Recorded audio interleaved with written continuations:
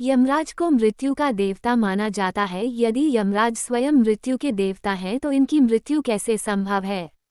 यह बात सुनने में अजीब जरूर लगती है, लेकिन वेदों और पुराणों में यमराज की मृत्यु के संबंध में एक कथा बताई है। इस कथा को जानने से पहले आइए सभी जीवों के प्राण हरने का जिम्मा संभालने वाले यमराज के बारे में कुछ खास बातें बताते हैं।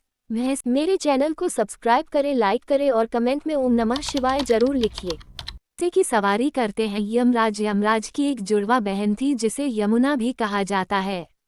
यमराज भैंसे की सवारी करते हैं और यमराज की आराधना विभिन्न नामों से की जाती है, जैसे कि यम, धर्मराज, मृत्यु, आतंक, वैवस्वत और काल। यमराज को स्वभाव से बहुत क्रूर और निर्दयी माना जाता है, मगर सावित्री के पतिव्रता धर्म के आगे यमराज को भी हार माननी पड़ी थी। अब आपको बताते हैं यमराज की मृत्यु की कहानी। मृत्युपाश को भेजा प्राण हरने। प्राचीन काल में शिव भक्त राजा श्वेत राज करते थे। वृद्ध होने पर उन्होंने अपना राजपाट बेटे को देकर गोदावरी नदी के तट पर एक गुफा में शिवलिंग स्थापित किया और वहां शिव की आराधना में लग गए। वे राजा श्वेत से महामुनि श्वेत बन गए थे। जब उनकी मृत्यु का समय आया तो यमदेव ने उनके प्राण लेने के लिए मृत्युपाश को भेजा, लेकिन श्वेतमुनि अभी प्राण नहीं त्यागना चाहते थे, तो उन्होंने महामृत्युंजय मंत्र का जप करना शुरू कर दिया।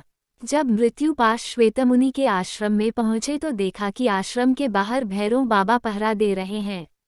मान्यता है कि महामृत्युंजय मंत्र के जप से प्रसन्न होकर शिवजी ने ही श्वेतमुनि की रक्षा के लिए भैरव बाबा को भेजा था। धर्म और दायित्व में बंधे होने के कारण जैसे ही मृत्युपाश ने मुनि के प्राण हरने की कोशिश की, तभी भैरव बाबा ने प्रहार करके मृत्युपाश को मूर्छित कर दिया।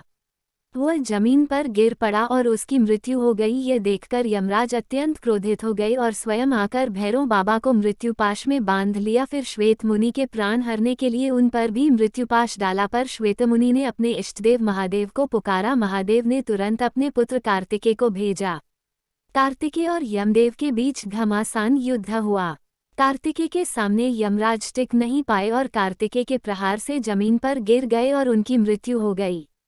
भगवान सूर्य को जब यमराज की मृत्यु का समाचार लगा तो वह विचलित हो गए।